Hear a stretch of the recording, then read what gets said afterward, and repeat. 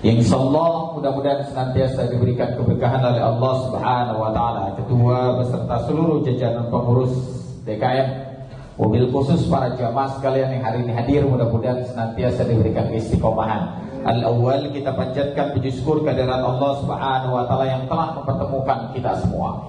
Salam dan salawat semoga tercurah kepada junjungan kita Nabi besar Muhammad sallallahu alaihi wasallam beserta keluarga, sahabat dan pengikutnya sampai akhir zaman. Masyaallah muslimin rahimahullah.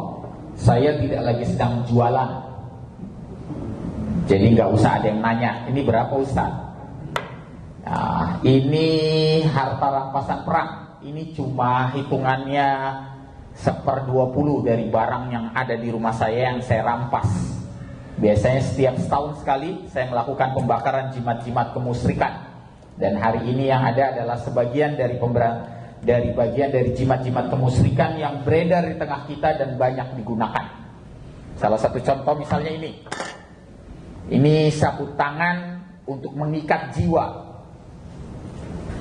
Namanya diikat di sini, lantas orang tersebut akan selalu jatuh cinta kepada dirinya. Kayaknya ada yang udah reaksi ini. Jadi kalau misalnya ada suami yang nempel mulu sama istrinya, nempel, takut banget sama istrinya, jangan-jangan dia pakai ini. Ada macam-macam. Ini saya dapat setelah dibungkus oleh kain kafan. Dibungkus kain kafan oleh salah seorang pengusaha yang rumahnya banyak didatengin oleh penampakan-penampakan. Ketika saya buka kain kafannya, isinya cuma penggorengan 1/4. Tahu harganya berapa? 15 juta. Dia beli dengan mahar 15 juta. Padahal kalau dia 15 juta bisa dapat berapa banyak penggorengan. Dan ini bagian. Nanti kita akan bahas.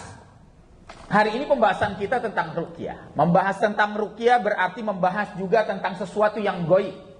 Alladzina yu'minuna bil gaib. Mempercayai hal-hal yang gaib adalah bagian dari iman seseorang. Yang tidak percaya dengan hal yang gaib, kafir. Tidak percaya bahwa azab kubur itu tidak ada, kafir. Yang tidak percaya bahwa yang nanti namanya neraka dan surga itu tidak ada, kafir. Yang tidak percaya bahwa jembatan Shiratal Mustaqim itu ada. Karena beriman kepada hal yang gaib adalah bagian dari keimanan kita kepada Allah. Yang tidak percaya. Berbicara tentang hal yang gaib bukan cuma berbicara tentang jin. Kalaupun hari ini kita berbicara tentang jin, berbicara tentang alam jin, ada manusia terbagi menjadi 3 kelompok. Kelompok yang pertama adalah yang beriman kepada Allah dan memandang jin berdasarkan pandangan Quran dan Sunnah. Itu yang kita pegang. Tidak lebih. Berdasarkan pandangan Quran dan Sunnah, bahwa jin adalah makhluk yang lemah. Inna setana kana dhaif. Jin itu makhluk yang lemah, maka jangan anggap dia sebagai makhluk yang tinggi dan kuat. Saat antum menganggap bahwa jin adalah makhluk yang kuat dan tinggi, jadilah dia. Tapi saat kita menganggapnya adalah makhluk yang lemah, maka dia menjadi makhluk yang paling lemah di hadapan kita. Tapi untuk memperkuat itu kita butuh akidah, kekuatan iman, kekuatan tauhid yang benar. Salimatul akidah. Kelompok kedua, ada orang yang mempercayai dengan alam jin, tetapi gulu berlebihan di dalamnya. Mereka berlebihan, saking berlebihannya sampai menganggap bahwa ada kekuatan selain kekuatan Allah, bahkan melebihi dari kekuatan Allah. Hati-hati, maka jatuhnya tanpa sadar, dia masih sholat, tapi tanpa sadar melakukan kemusyrikan. Dia masih percaya bahwa kalau ada mayat dilompatin kucing, mayatnya hidup lagi. Kucing apa mayat yang hidup? Dia masih percaya kalau ada bunyi toke menentukan takdir seseorang. Toke cinta. Toke kagak cinta. Toke cinta. Toke kagak cinta. Gak bunyi lagi, stres dia. Masih ada yang percaya. Masih ada yang percaya bahwa kalau lewat tempat gelap, tempat serem, dia harus ngucapin, pang numpang anak Bagong mau lewat. Bagong babi. Kalau film animenya Pikachu. Masih banyak. Kenapa tidak gunakan kalimat yang digunakan Rasulullah? A'udzubi kalimatillahi tammati min syarri ma khalaq. Cukup. Tidak ada kalimat lain yang kita gunakan kecuali kalimat itu. Melewati tempat serem, nggak usah. Permisi mbah, permisi karuhun, itu berlebihan. Masih ada yang percaya bahwa jin bisa membunuh manusia di luar penyakit gila. Hati-hati. Mempercaya bahwa jin bisa ngangkat garpu seperti film-film Indonesia, bisa nusuk, Masya Allah. Kalau jin bisa membunuh, bisa bawa golok, maka yang pertama kali dibunuh siapa? Para ustadz dan kiai. Saya melakukan ruqyah sudah 20 tahun. Dari nggak punya anak sampai anak banyak berentet. Tapi nggak ada jin yang datang bawa golok. Nggak ada. Apa? Di depan Garuda RCTI. Nggak ada. Karena jin cuma udilannahum umaniyannahum wala amurannahum. Surat An-Nisa 119. Jin itu cuma angan-angan kosong, jauh dari Allah Subhanahu wa taala. Jadi jangan takut. Kalau seandainya ada serangan jin ntar lu mati. Tidak, emang jin itu tidak dijadikan wasilah, sarana untuk membuat kematian pada seseorang. Yang dibuat adalah jauh dari Allah. Pak, kalau kita kena sihir lantas meninggal, Pak, kematian kita husnul khotimah, pahalanya gede banget. Tapi jin kagak pengen itu, karena jin ingin dia menemani dirinya sebanyak-banyaknya di dalam neraka. Maka yang dia lakukan adalah kemudian membuat bayangan-bayangan kosong. Angan-angan kosong sudah tahu digantung, tapi masih ngarep. Perempuan. Sudah tahu dia digantung terus, tapi masih berharap kepada dirinya. Saya masih berharap dia cinta sama gua, dia nikahin gua. Lebay. Udah 10 tahun lu nih pacaran, tapi enggak juga nikah-nikah. Yang begitu ruqyah. Karena gangguan jin yang terbesar, surat Al-Baqarah 102 adalah menghalangi terjadinya pernikahan. Dibuat dirinya double personality, kepribadian ganda. Hari ini lihat cowoknya kayak Sarukan, besok udah kayak Serokan. Hari ini lihat perempuannya kayak Sri Devi, besok udah kayak Serigala. Antum kelihatan apa kayak Bung Karno, besoknya udah kayak bungkusan. Dibuat double personality. Yang kedua dibuat kemudian terjadinya keguguran. Dia hamil lantas kemudian dibuat keguguran. Ada jin bernama jin Dibuk. Kita suka pernah nonton filmnya tuh. Yang berada di dalam rahim wanita. Jika usia kandungannya di bawah 4 bulan, maka dia serang agar dia kemudian bisa keguguran. Tapi kalau sudah di atas 4 bulan, walahu masakana fil laili wan nahari wa huwas samiul alim. Allah yang jaganya. Tapi kalau masih di bawah 4 bulan, dia masih bisa menghalanginya. Dihalangi supaya terjadi keguguran, dihalangi supaya kagak hamil. Gimana supaya tidak hamil? Giliran kagak subur, romantis. Giliran subur, berantem mulu. Ada yang begitu? Banyak. Dia ngeliat lakinya benci banget. Tapi giliran ngeliat kemudian, wah suami tetangga bahagia banget. Ngelihat istrinya, ya Allah, kayaknya buluk aja. Padahal di mata orang lain istrinya cakep banget. Itu jin. Berlebihan. Ada yang kemudian gak percaya sama sekali. Saya gak percaya dengan jin. Saya gak percaya dengan alam gaib. Saya gak percaya, maka yang begitu telah jatuh kafir. Jin, kita bahas secara rinci. Jin, dalam Islam, dalam Al-Quran itu cuma 3 disebutkan. Jin, iblis, dan syaitan. Siluman gak ada. Gerandong kagak ada. Mak lampir kagak ada. Kala gondang gak ada. Itu bahasa manusia. Bahasa manusia untuk menampilkan bentuk jin. Bahasa manusia, makanya jin beda-beda di mata manusia. Kalau di hadapan orang Betawi yang namanya jin itu, wah cantik, rambutnya panjang, bajunya putih, cuma bolong di belakang.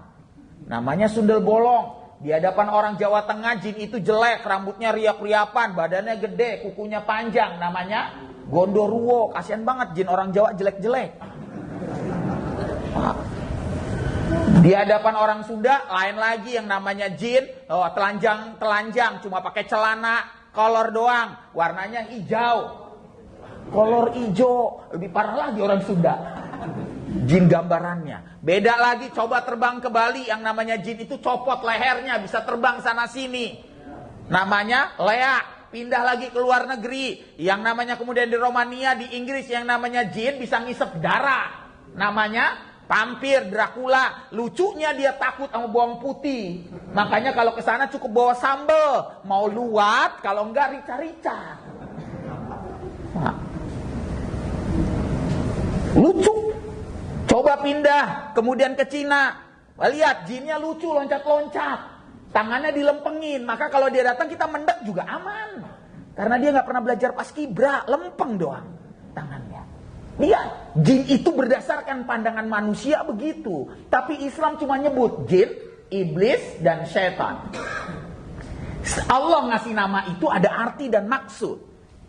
Disebut iblis karena berasal dari kata al-iblas, artinya putus asa, lemah jiwa. Maka orang-orang yang lemah jiwa, penakut, pemarah, cengeng, bimbang, ragu-ragu, nggak tenang, maka dia membawa sifat iblis pada dirinya. Kenapa iblis? Nama aslinya Azazil.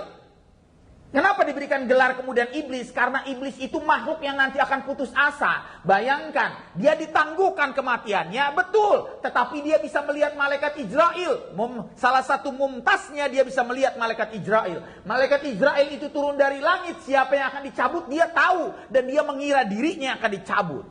Nanti dia dicabut dengan cabutan yang suaranya itu memekakkan seluruh penduduk yang ada di dunia.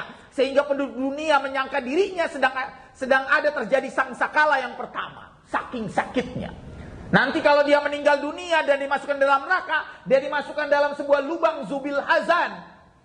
Tempat siksaan yang paling keras di antara seluruh makhluk yang dimasukkan ke dalam neraka. Gimana dia kagak putus asa.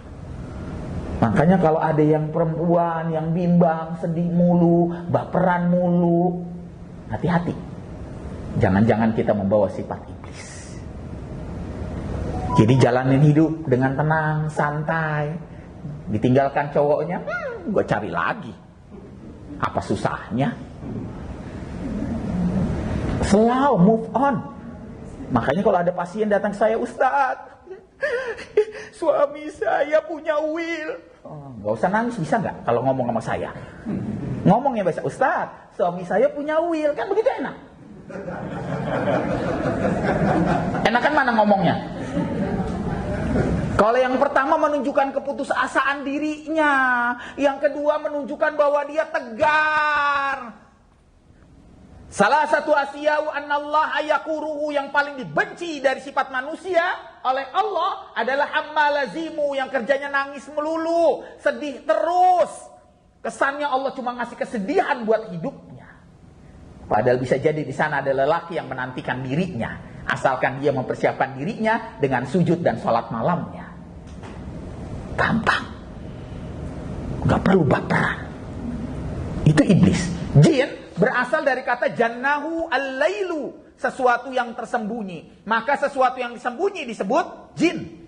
Jadi kalau ada yang di balik hordeng ini nih, karena nggak kelihatan disebutnya jin. Secara bahasa, oke? Secara bahasa Arab. Jadi yang tertutup tuh nggak kelihatan, jin. Secara bahasa. Karena jin itu, kenapa Allah ngasih namanya jannahu al-lailu? Karena jin itu memang kagak bisa dilihat. Innahu yarakum huwa wa qabiluhu min haitsu la tarawnahum. Surat Al-A'raf ayat 27. Setan-setan itu bisa melihat kamu di sebuah tempat yang kamu sendiri nggak akan pernah bisa melihatnya. Kalau begitu, kalau ada yang bisa melihat jin, kita lihat pandangan Imam Syafi'i. Kata Imam Syafi'i, orang yang bisa melihat jin itu 4. Yang pertama, Nabi dan Rasul. Nah, jadi kalau ada yang mengaku bisa melihat jin, lihat dia Nabi dan Rasul bukan. Atau yang kedua, anak yang belum akil balik. Jadi kalau ada anak yang tengah akil balik, yang belum akil balik, lantas kemudian nangis terus tengah malam, bisa jadi dia ngelihat jin. Karena kalau anak nangis tengah malam itu kemungkinannya 4. Pertama demam. Yang kedua lapar. Ya. Yang kedua lapar, jadi cek dulu. Jangan langsung kayaknya ada jinnya, orang dia lagi panas tinggi. Kita sering begitu. Cek dulu lapar enggak, orang kagak disusuin, kagak dikasih makan. Yang ketiga, jangan-jangan dia terkilir karena dia aktif banget. Anaknya loncat-loncatan terus. Atau yang keempat, baru yang ada jinnya. Tapi anak yang bisa melihat jin itu alarm. Kalau dia nangis di rumah itu alarm, rumah itu banyak jinnya. Jangan-jangan emak bapaknya berantem terus. Jangan-jangan emak bapaknya nyetelnya musik mulu. Malam-malam gelap tiada terus. Nggak pernah nyetel salawatan, nggak pernah nyetel muratal, nggak pernah ngaji, nggak pernah sholat sunnah. Dia ngasih kabar. Ya. Jadi kalau begitu siapa yang harus diruqyah? Anaknya atau emak bapaknya? Emak bapaknya. Jadi kalau ada yang datang, saat anak saya nangis tengah malam, udah anaknya sikirin, emak bapaknya yang gue ruqyah. Jangan dibalik. Itu pemahaman. Yang ketiga, orang gila itu bisa melihat jin. Yang keempat, orang yang ada jin dalam tubuhnya. Jadi kalau begitu, kalau ada yang bisa melihat jin, tinggal lihat. Nabi dan Rasul bukan. Nabi dan Rasul bukan. Pas dilihat anak kecil udah bewokan. Orang gila kagak dia. Dia pakai baju tulisannya MNC. Tuh. Bukan. Atau bisa jadi yang keempat, dia ada jinnya.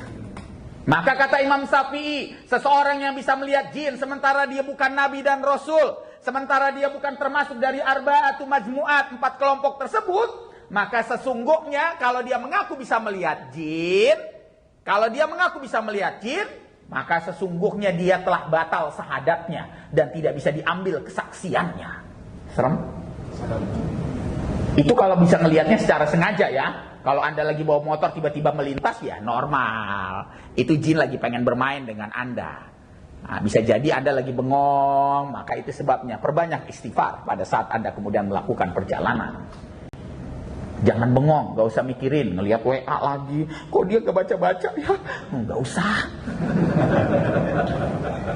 Selau aja, selau. Udah. Kok dia cuma, saya udah jawab banyak-banyak, kok dia cuma keluar emoticon. Itu doang lagi, gitu doang. Ya. Udah. Kalau ngelihat sengaja dan terus menerus, hati-hati. Itu kata Imam Syafi'i. Lihat apa kata Imam Ghazali. Apa kata Imam Ghazali? Barang siapa yang melihat jin sementara dia bukan Nabi dan Rasul, maka sesungguhnya dia telah kafir. Bahaya ya. Dia telah batal syahadatnya dari 10 pembatal syahadat. Jadi hati-hati. Yang melihat jin dengan sengaja, dengan bentuk yang dirinya sendiri. Coba apa yang dikatakan oleh kemudian Imam Malik dalam kitabnya Al-Muwatta, dalam kitab hukum pidana Islam. Orang yang bisa melihat jin sementara dia bukan Nabi dan Rasul, harus sahiri durbatun saufi, maka dia setara dengan tukang sihir yang bisa menyesatkan dan meresahkan masyarakat. Maka kalau begitu apa yang terjadi? Harus sahiri durbatun saufi, maka dia bisa dihukum mati dari kemudian kesengajaannya itu. Serem. Nah, jadi bisa melihat jin itu bukan keistimewaan. Bisa melihat jin itu bukan keistimewaan. Jin itu perlahan akan mengambil alih. Makanya orang yang kemudian biasanya ada jin dalam tubuhnya sering sakit kepala, punggungnya berat, napasnya sering sesak, mimpi buruk, ada yang jalan-jalan di tubuhnya, headnya sakit terus. Kayaknya tandanya ada semua di sini.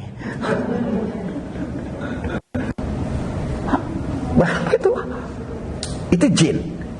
Setan itu berasal dari kata syatta, artinya jauh. Kalau nempel namanya qarib, dekat. Tapi kalau jauh namanya setan. Jadi kan ini nggak bersentuhan, setan. Secara bahasa. Secara bahasa. Jadi makanya kalau istri manggil dari belakang, Abi, siapa yang manggil jin? Enggak. Karena enggak kelihatan. Enggak kelihatan. Kalau dekat, qarib. Tapi kalau jauh, setan. Tapi nunjukin jangan ke situ. Nah, itu kalau jauh. Kenapa disebutnya syaitan? Kenapa disebutnya setan? Karena jauh dari kebenaran. Makanya itu sebabnya karena jauh dari kebenaran, jangan pernah percaya dari omongan yang keluar mulut dari jin. Karena satu kebenaran dari mulutnya bercampur dengan 1000 kebohongan, kedustaan. Jadi jangan pernah percaya. Itu sebabnya nggak perlu dialog jin macem-macem. Lu tinggal di mana? Ngapain lu masuk? Kasihan tahu, nggak usah. Nah, akhirnya bikin buku dialog dengan jin kafir, jin muslim, nggak usah. Cukup bagi kita, lu mau keluar dengan baik-baik atau tidak. Jika kamu tidak mau keluar, atas izin Allah saya bakar kamu di dalam tubuhnya. Tegas. Karena kalimat yang pertama digunakan Rasulullah untuk meruqyah adalah al-anuka bila'natillah. Al-anuka bila'natillah, al-anuka bila'natillah. Bukan kalimat lain, bukan kalimat kun payakun, bukan. Al-anuka bila'natillah. Ini tegas Pak. Kalimat yang digunakan. Jadi kalau ada yang kena gangguan jin, kalimat yang Anda gunakan al-anuka bila'natillah. Apa artinya al-anuka bila'natillah? Aku laknat engkau dengan kalimat Allah. Karena jin tidak boleh masuk ke dalam tubuh manusia.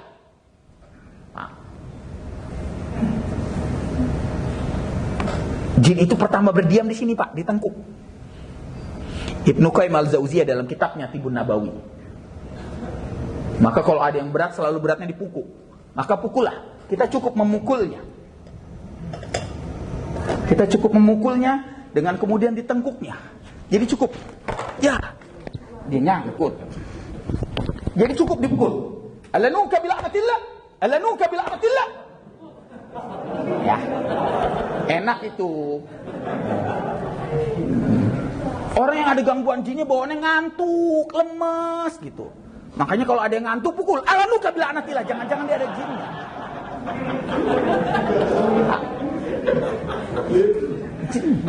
Karena ada yang namanya jin dasim, salah satu dari 10 anak iblis. Apa jin dasim? Jin dasim itu berdiamnya di punggung seseorang. Apa yang dia lakukan? Dia selalu mengganggu orang yang hadir di majelis ilmu. Selalu hadir di majelis ilmu dan di rumah Allah. Yang kalau dia hadir berat itu punggungnya, bawaannya ngantuk terus.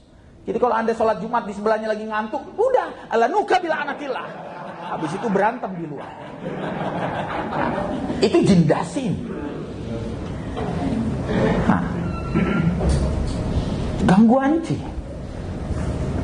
Jadi kalimat pertama, al-anuka bila'natillah. Al-anuka bila'natillah. Aku laknat. Kenapa Rasulullah menggunakan kalimat itu? Untuk mempertegas batasan.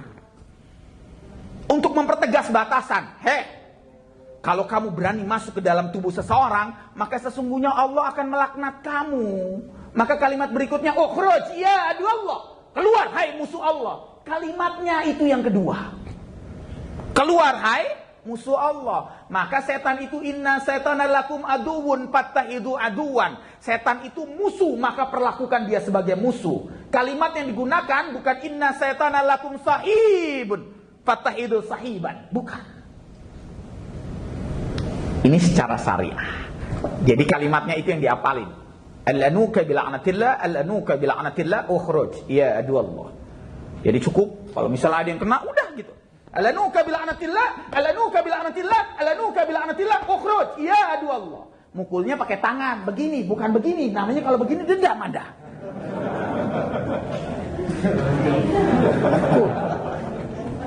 Jadi cukup begitu. Rasulullah ada seorang anak. Ada seorang anak datang kepada Rasulullah SAW dalam usia tamyiz.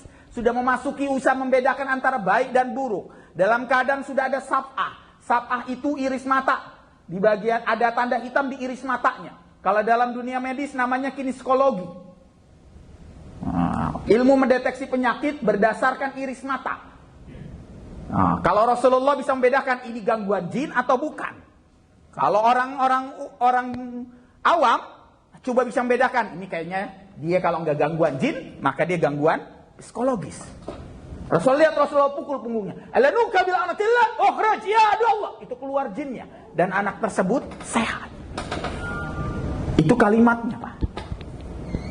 Maka kalimat itu menjadi penting untuk kita gunakan untuk memberikan batasan antara ruqyah syar'iyyah dengan ruqyah sirkiyah. Ruqyah yang mengandung yang sesuai dengan pemahaman Quran dan Sunnah dengan ruqyah yang keluar dari pemahaman Quran dan Sunnah.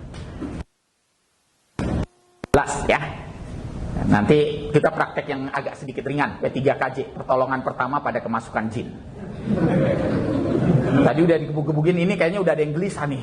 Aduh, gue pengen ke belakang, kayaknya udah ada yang gelisah nih, Pak.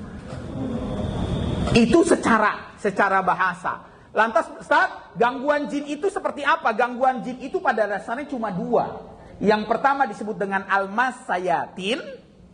Kita menyebut dua yang disebut dengan asir atau sihir. Nah, al-mas-sayatin, kesurupan itu disebabkan oleh tiga. Pertama, lemah jiwa, lalai ibadah, dan besar kemaksiatan.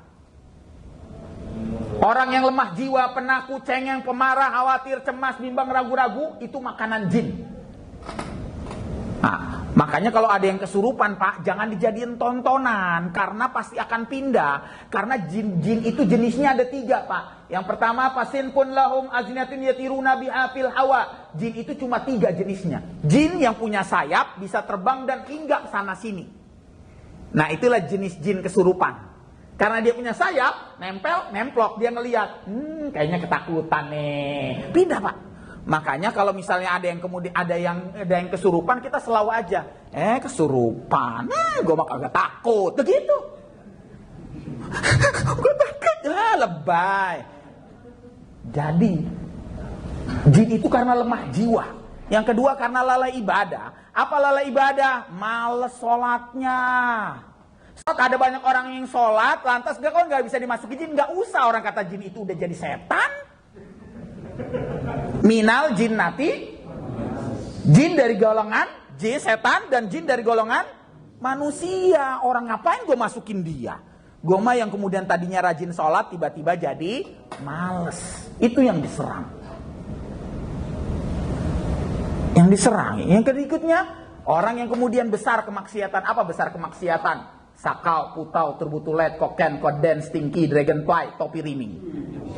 Orang yang biasa makan makanan dan minuman yang haram, itulah kemudian empanan dia. Jadi hati-hati. Nah, yang biasa makan makanan yang haram, itu jin paling demen. Maka dia biasanya al-mas. Kesurupan berikan pemahaman. Jangan lemah, jangan takut. Lanjutin. Dipisahkan, diceraikan oleh suaminya, nikah lagi. Pisah sama istri, nikah lagi. Gampang kan ya? Kayaknya gampang Ustaz. Tapi sedihnya berkepanjangan, lebay. Buatlah laisa dumu adiyatan. Buatlah air matamu menjadi pemberat timbangan kebaikan. Yang kau hanya menangis karena minta ampun atas semua dosa dan kesalahan. Jangan kamu menangis karena lelaki. Jangan kamu menangis karena perempuan. Jangan kamu menangis karena manusia. Sudah. Lanjut. Itu al-masayatin. Yang kedua sihir. Sihir itu nanti ada dua. Yang pertama yang disebut dengan kita menyebutnya tilik ain. Kita sudah biasa dengar kalimat tilik ain. Saya ingin mengambil pendapat hari ini, ada banyak pendapat tentang kemudian tilik ain. Tapi saya ingin mengambil pendapat apa disampaikan oleh Ibnu Taimiyah. Kata Ibnu Taimiyah, tilik ain itu hanya bisa dilakukan oleh orang-orang baik di antara kita semua. Orang-orang yang cukup amalnya. Kenapa ya Syekh? Kata Ibnu Taimiyah, karena tilik ain itu menukar semua amal-amalnya untuk kecelakaan orang lain. Dia akan berkata, fa in kuntum ta'lam anna fa'alta zalika wajhaka. Dan yang namanya tilik ain enggak perlu jin, karena dia cukup kemudian menukari Allah, ini amalan saya tukar untuk kecelakaan dia, sakit yang berkepanjangan. Serem ya? Tapi orang yang nukar kebaikannya pindah kepada orang yang sakit kalau orang yang sakit itu bersabar. Kalau orang yang sakit itu terus bersabar, maka semua dosanya akan pindah kepada orang yang melakukan tilik ainnya. Dan orang yang melakukan tilik ain habis semua kebaikannya dan mulai lagi dari nol. Kayak pom bensin. Nah, Itu tilik ain menurut pendapat Ibnu Taimiyah. Jadi hanya bisa dilakukan karena menukar dengan semua kebaikannya, Pak. Makanya Pak, hati-hati. Rajin-rajinlah minta maaf dengan saudara kita. Maka bersentuhan tangan setiap kali kita ketemu adalah bagian dari penggugur dosa. Cuma gara-gara pandemi susah. Ustadz begini, ya ngajak berantem, ya marah lah.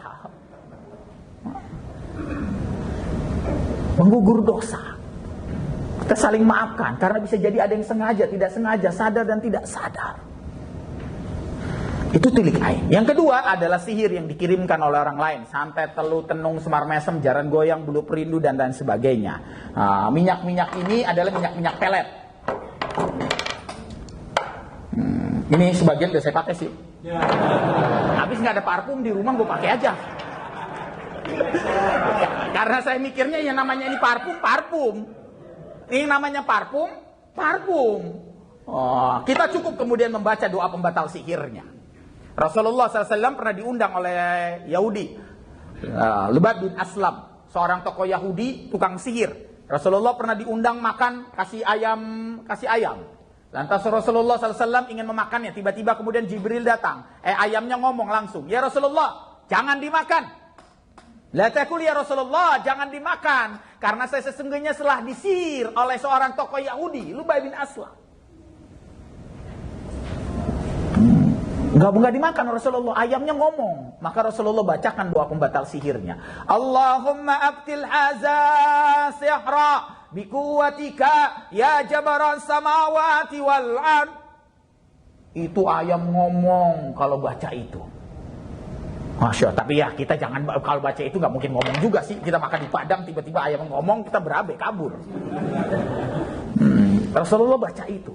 Cukup baca doa pembatal sihir. Atau yang dipandangkan dari Al-Quran. Mazi'atum bihi sihru, innallaha sayubtilu, innallaha sayubtilu, innallaha sayubtilu.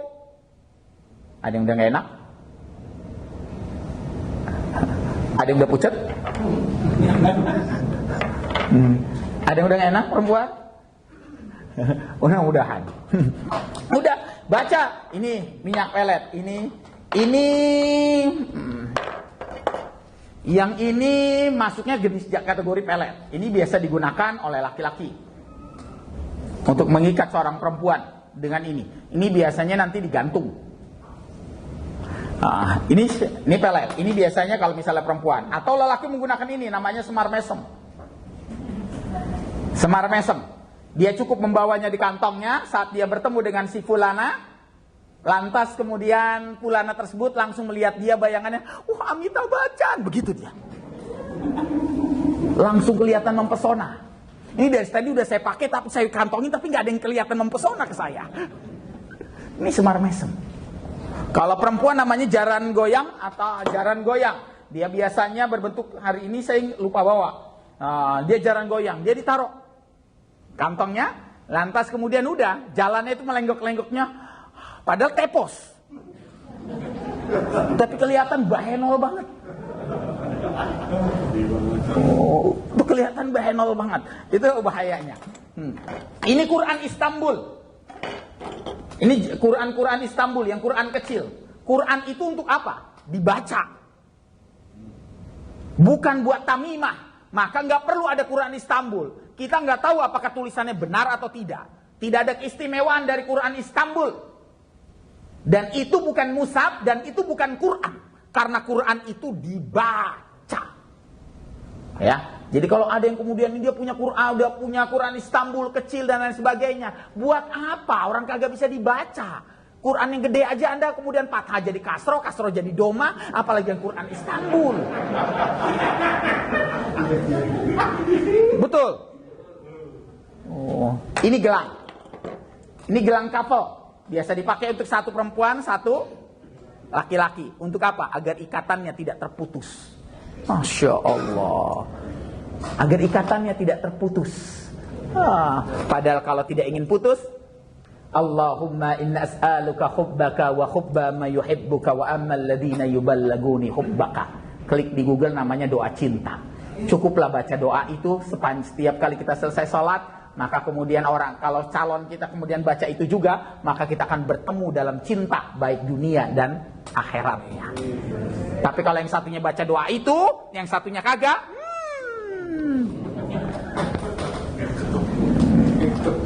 yang satunya bacanya doa itu, TikTok mulu, udah, salam udah, nggak nyambung, nyambung. Ini yang biasa dipakai oleh para petani.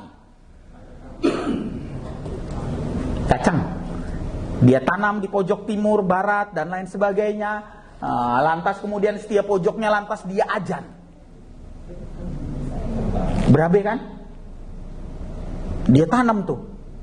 Masya Allah. Berabe. Ini rompi anti peluru. Abang pakai, saya yang nusuk.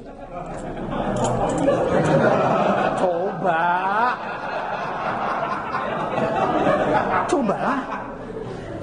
Katanya ini rompi anti peluru.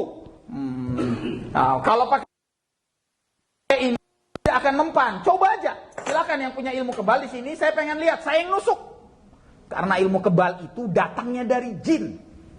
Tidak ada keistimewaan apapun dari ilmu kebal, kecuali yang bersifat latihan fisik seperti Rock Lee atau Guru Gai. Naruto. Kalau latihan fisik, kepuku dan lain sebagainya, udah dia karena tahan fisik saja. Tapi kalau ditusuk, lantas kemudian tidak mempan, itu adalah karena jin di dalam tubuhnya. Atau seperti Slayer ini, yang biasa dipakai oleh para pencinta-cinta gunung untuk menjaga keselamatan dirinya dimanapun dia berada kalau lagi dia melakukan perjalanan. Masya Allah. Atau seperti ini, yang dipakai kalau setiap kali melakukan perjalanan, tapi kalau mau ke kamar mandi tolong dilepas, ribet banget dia. Isim. Lihat, ini saya dapat dibungkus kain putih. Kain putih, entah kapan atau apa. Bungkus kain putih, dia dipendam di depan rumah untuk mencegah bala. Pas ketika saya gali, saya buka dan isinya ini, katanya dari Nyi Roro Kidul. Wow, katanya pusaka naga sastra. Ya Allah, saya lihat dan tahu harganya berapa? 50 juta. Ini saya sebenarnya kaya ini. Dengan harimau dijadikan kalung. Supaya apa? Perkasa. Masya Allah. Katanya supaya perkasa. Jadi yang hari ini kemudian 2 menit udah langsung tepar, pakai ini katanya.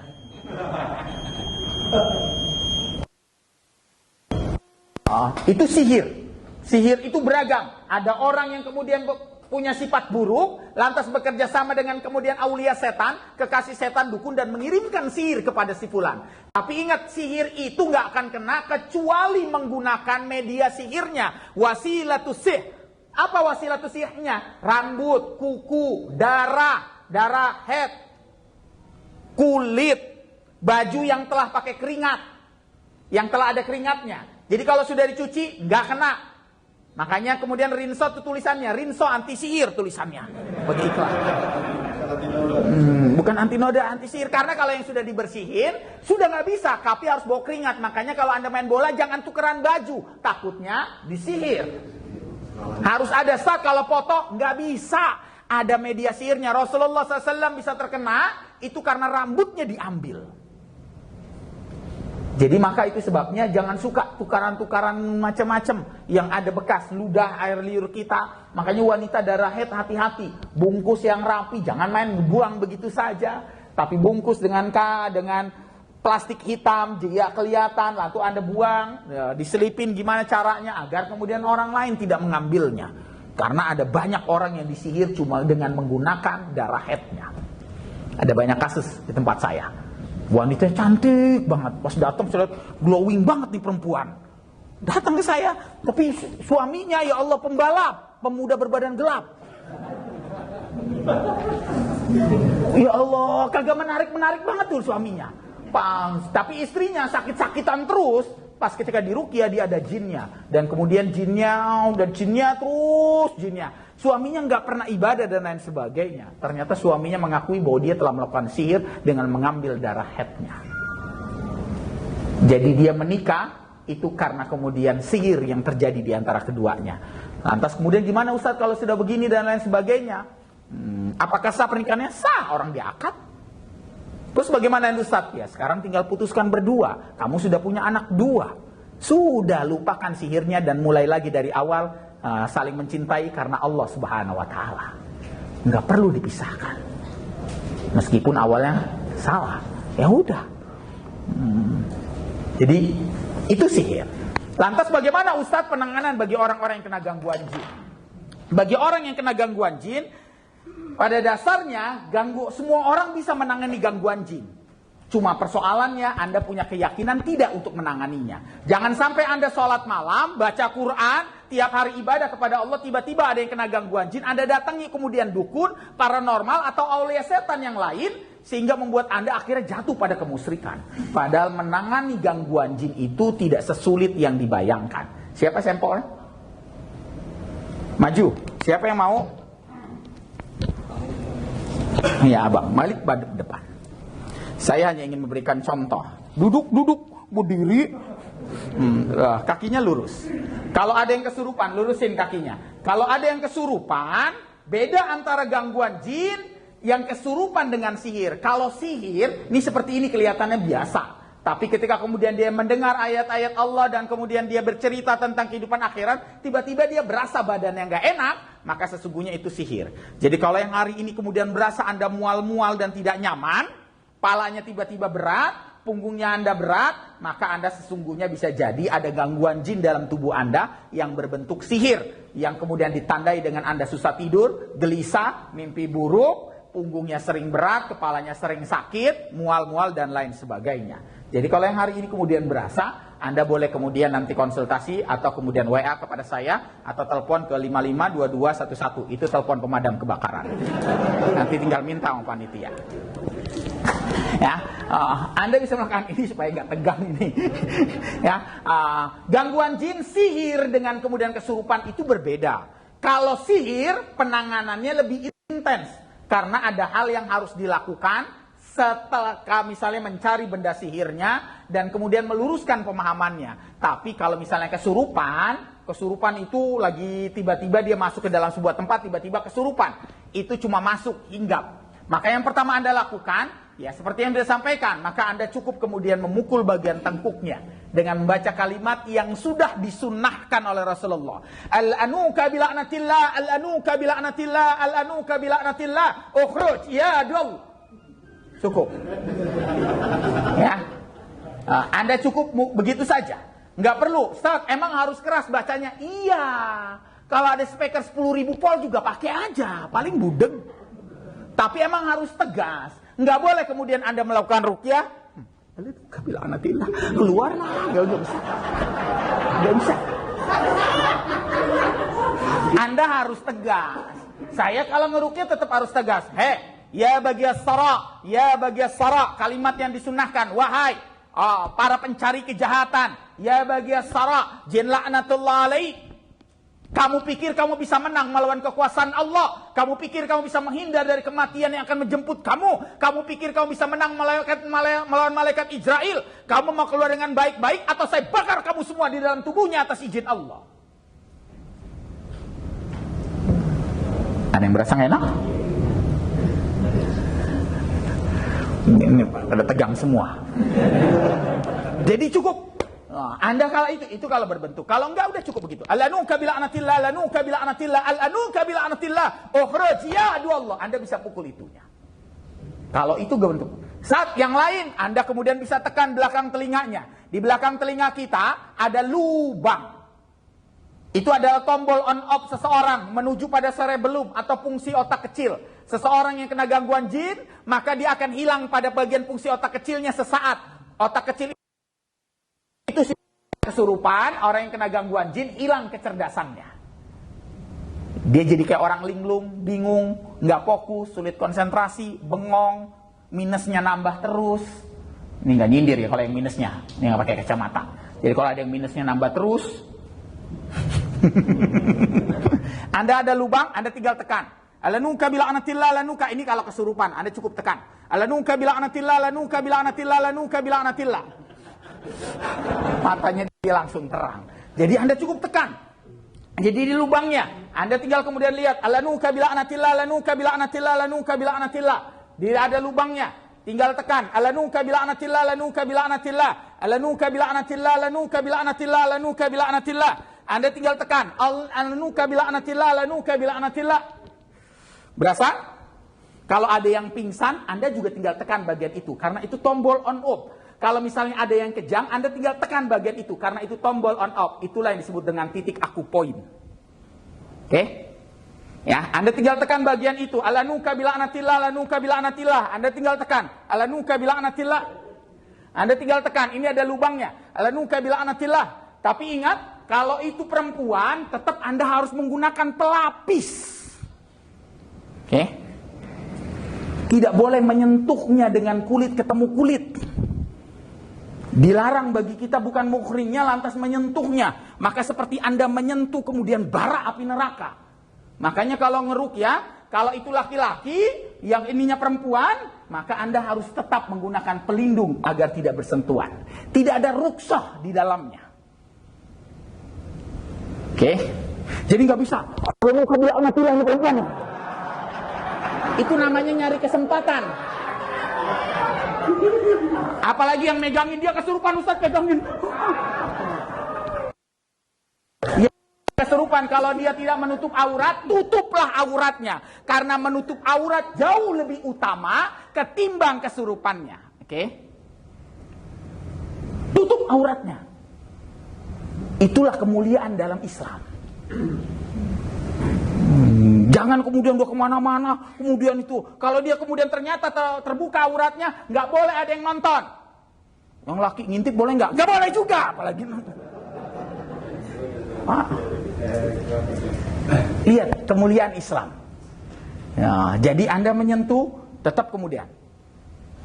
Ya, Anda tekan belakang telinga. Kalau ini dipukul dia kemudian tidak mau keluar, Anda cukup tekan belakang telinga. Ini adalah titik tombol on off.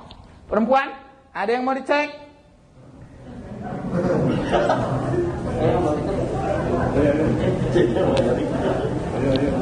Ada yang mau dicek? Yang habis ditekan kepalanya langsung enteng. Anda langsung berasa lebih enteng. Yang ditekan itu kepalanya langsung berasa lebih enak. Yang ditekan, titik lubang. Anda bisa kemudian ngeraba, Anda lihat temannya, coba tekan sama teman yang satu. Sama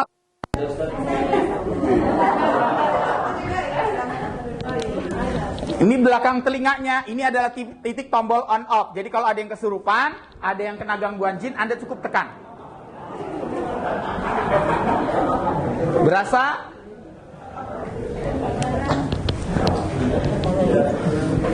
Anda tinggal ngomong alanuka bila'natillah, lanuka bila'natillah, lanuka bila'natillah, lanuka bila'natillah. Ya, Anda kemudian lihat pasangan temannya sebelahnya, Anda tekan belakang telinganya. Itu adalah titik tombol. Al-anuka bila'natillah. Coba Anda cari pasangannya sebelahnya. Coba Anda cari pasangan sebelahnya, lantas kemudian ucapin al-anuka bila'natillah. Tekan. Al-anuka bila'natillah, al-anuka bila'natillah, al-anuka bila'natillah. Ukhruj, ya adu Allah. Dia tegang sendiri. Ya. Oke, itu titik akupoint. Saat sudah kemudian ditanganin begitu dia tidak bisa, ingat, melawan gangguan jin itu sewor, perang urat saraf. Jadi jangan berlemah lembut. Keluar deh, nggak bagus buat kamu, nggak. Pilihannya nggak ada kata mengalah dengan dia dan nggak ada kata lembut dengan dia. Ini sampai jam berapa? Udah jam 1 ini.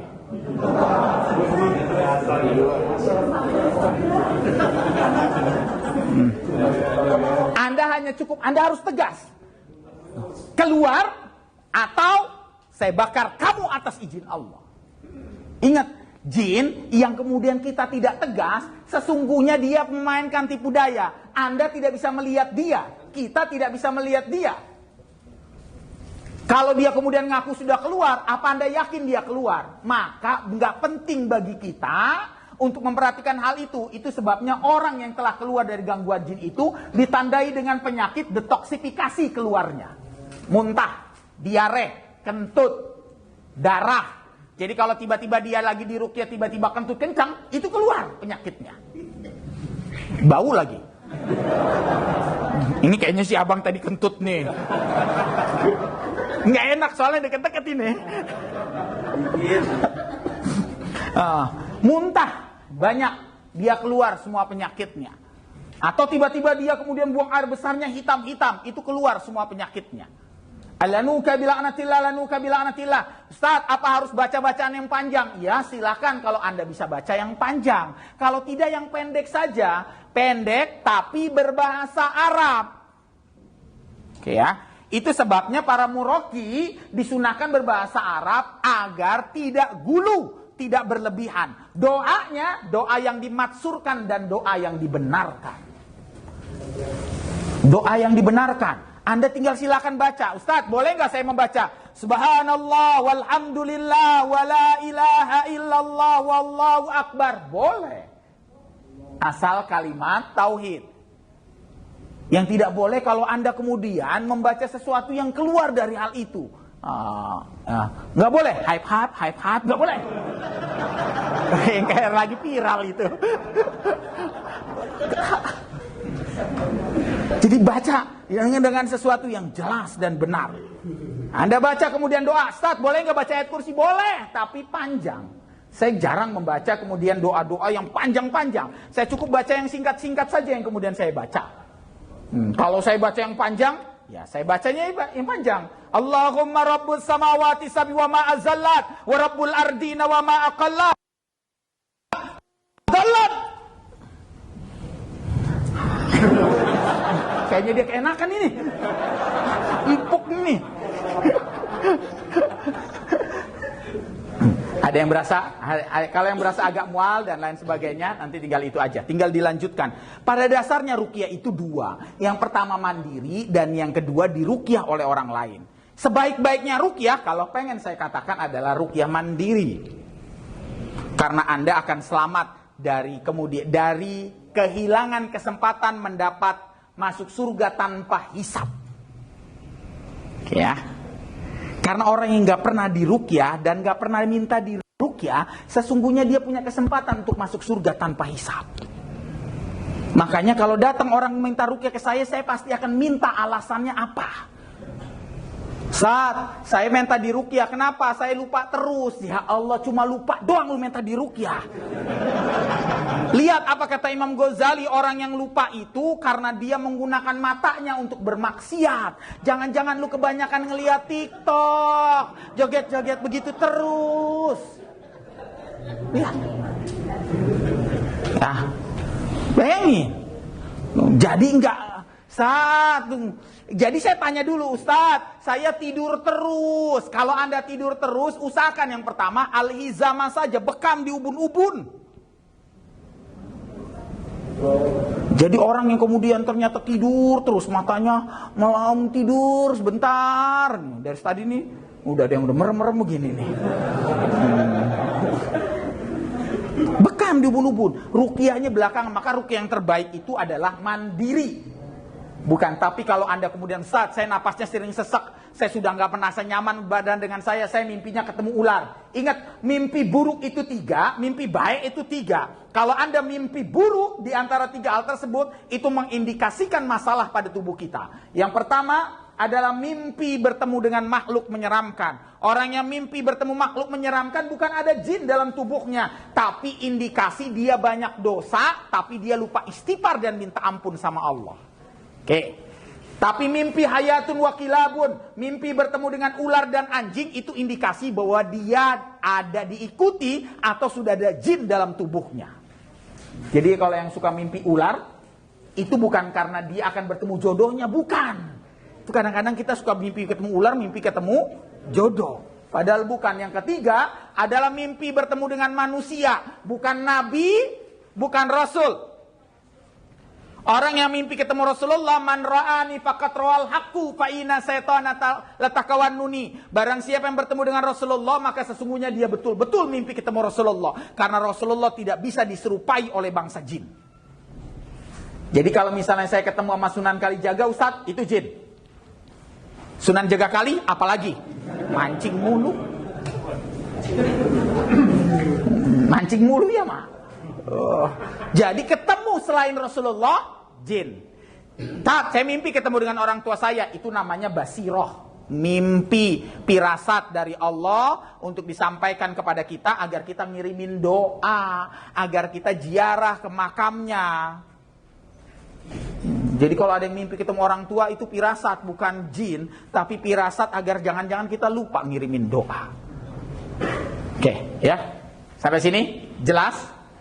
Jika Anda yang ditanyakan, silakan Pak. Kembali lagi. Silakan yang ingin ditanyakan. Langsung. Iya. Assalamualaikum warahmatullahi bertanya, dan tadi kata Ustaz itu orang yang sebagiannya orang yang ruqyah adalah orang yang ruqyah mandiri, karena dia berkesempatan untuk mendapatkan kesempatan. Dia mendapatkan kesempatan untuk masuk surga tanpa dihisab. Iya.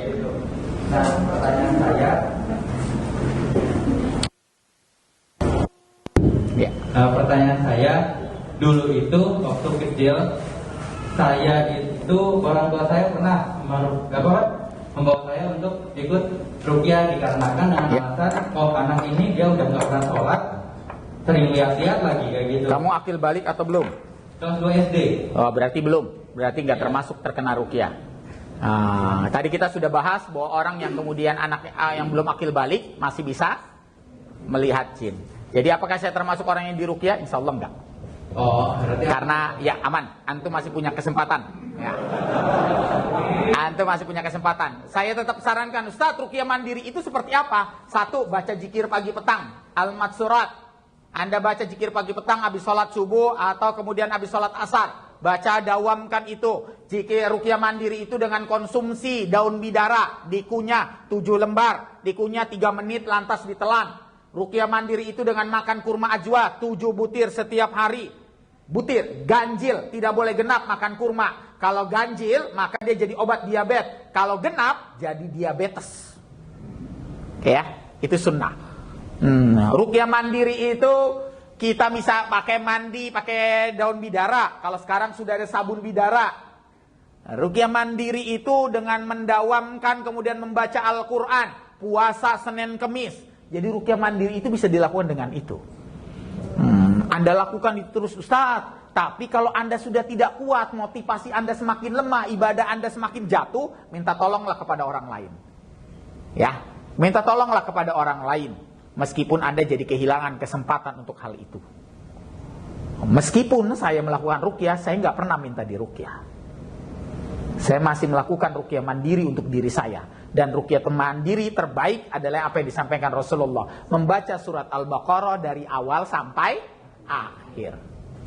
Yang membaca surat Al-Baqarah dari awal sampai akhir, maka jin akan lari terbirit-birit hingga 3 hari 3 malam dan terkentut-kentut seperti kentutnya seekor keledai. Tahu kentutnya seekor keledai? Kalau kentutnya seekor keledai itu pes tapi bau banget. Karena kentut itu ada yang seperti onta atau keledai. Kalau yang onta kenceng, itu onta. Tapi kagak bau. Tapi kalau yang kayak keledai, pes, tapi banyak. Pret. Onta begitu saking takutnya. Di ceramah tiba-tiba ada yang kentut, tapi kentutnya kenceng. Wow, udah bahas. Orang pada ketawain, kagak sopan di depan kiai lu, depan saya. Tapi apa kata Ibnu Qayyim al-Jauziyah? Safaqallah, la ba'sa tahuru insyaallah. Semoga dia diberikan syafaat. Karena kentut ada keluarnya penyakit dan insya Allah menghapuskan sebagian dosa-dosanya. Janganlah engkau tertawa kepada orang yang kentut. Karena sesungguhnya itu pernah kamu lakukan untuk dirimu sendiri. Jangan tertawa. Jadi cuma ya begitu, kalau kencang onta. Jadi kalau safakallah la ba'sa tahuru, onta gitu. Baik, ada lagi? Ada lagi? Ya. Ada kedua pertanyaan. Yang pertama, misalkan kita tadi kan Bapak Syaitan itu kan makhluk yang lemah. Ya. Misalnya kita ke suatu tempat yang tempat itu agak menakutkan. Ya. Kita, saya nggak takut. Misalnya kita bangun. Ya. Ada nyelot teman, jangan sombong. Ya. Apa itu terjatuh ke sombong? Ya. Itu pertanyaan pertama. Yang kedua, bahwa makhluk itu setan itu ada goib. Ya. Nah, kita pertanyaan saya, kalau kita masuk kamar mandi, kita mandi otomatis kita telanjang. Ya. Dan karena mereka bisa melihat kita tidak bisa Ya. melihat mereka. Apakah ada doa supaya makhluk Ya. itu tidak melihat kita? Terima kasih Ustaz. Baik. Kita sombong terhadap bangsa jin pada sebuah tempat yang dianggap angker, itu adalah sombong yang diperbolehkan. Ada sombong yang diperbolehkan, sama seperti ada gibah yang diperbolehkan dalam Islam. Sombong juga ada yang diperbolehkan dalam Islam. Sombong apa yang diperbolehkan dalam Islam? Sombong terhadap orang yang sombong. Itu diperbolehkan. Sombong terhadap orang yang sombong. Udah tahu dia salah, masih sombong. Maka kita harus sombong. Sombong terhadap orang yang sombong, sedekah hukumnya dalam Islam. Sombong terhadap jin, tempat ini nggak angker, serem. Saya sudah melakukan, lembaga dakwah saya melakukan yang namanya ekspedisi tauhid. Saya pernah datang ke terowongan Casablanca. Kalau kagak klakson apa yang terjadi? Didatengin sama kuntilanak merah. Saya sengaja kagak klakson, kagak ada yang datang. Yang datang itu mana kemudian Dencis. Ustadz, yang begini gue lebih takut. Takut gue. Udah menor, rambut begitu. Ustadz, ya Allah, udah takut. Kita boleh sombong untuk hal itu. Untuk apa? Untuk membuktikan tauhid kita di hadapan Allah Subhanahu wa taala, bahwa cuma Allah lah yang akan menjaga kita. Jadi itu sombong yang diperbolehkan. Di luar itu, saya mah nggak akan masuk neraka. Itu kesombongan yang salah. Itu kesombongan yang salah. Tapi sombong terhadap kemudian bangsa jin, jin la'anatullah alaih. Demi Allah, atas izin Allah saya bakar kamu semua dalam tubuhnya. Dan atas izin Allah saya bisa membakar kamu. Sombong gak kita? Sombong. Tapi itu sombong yang dibenarkan. Saya ngeruki ngancem, nggak bisa saya. Pasti keras. Karena kita sedang melakukan perlawanan. Ustaz, dinasehatin aja biar masuk Islam. Siapa yang tahu bahwa dia kemudian masuk Islam? Apa dia kemudian tidak menipu daya? Apa dia kemudian tangannya nggak begini? Apa dia nggak seperti Ammar bin Yasir? Apa tidak? Sahabat Rasulullah yang disiksa, lantas kemudian dia kemudian akhirnya iya, tapi hatinya mengingkari. Apa dia nggak akan begitu? Padahal orang yang kemudian habis masuk Islam, dia mu'alaf, dia harus mandi wajib. Tahu dari mana bahwa dia sudah mandi wajib? Anda ngelihat, ngintip? Nggak tahu. Kelihatan Ustadz, dia keciprat-cipratan di kamar mandi. Ya, nah, kita jadi itu. Itu yang kedua, bagaimana dengan kita masuk kamar mandi? Kita kan sudah diajarin doanya. Masuk ke kamar mandi. Maka kalau Anda sudah membaca doa itu, maka akan ada hijab. Dia nggak akan ngintip, nggak akan bisa apa-apa. Ibnu Taimiyah menyebut rumah yang ada bi'al sukan makanul jin, rumah yang ada jin itu sebenarnya ada ciri-cirinya. Salah satu cirinya adalah cicak. Maka rumah yang banyak cicaknya itu rumah yang banyak jin. Makanya kita disunahkan untuk membunuh cicak dengan sekali pukulan. Kalau tidak bisa 2 pukulan. Kalau tidak bisa 3 pukulan. Kalau 3 pukulan tidak mati, maka kita tidak boleh lagi memukulnya. Semakin cepat, maka semakin besar pahala kebaikannya.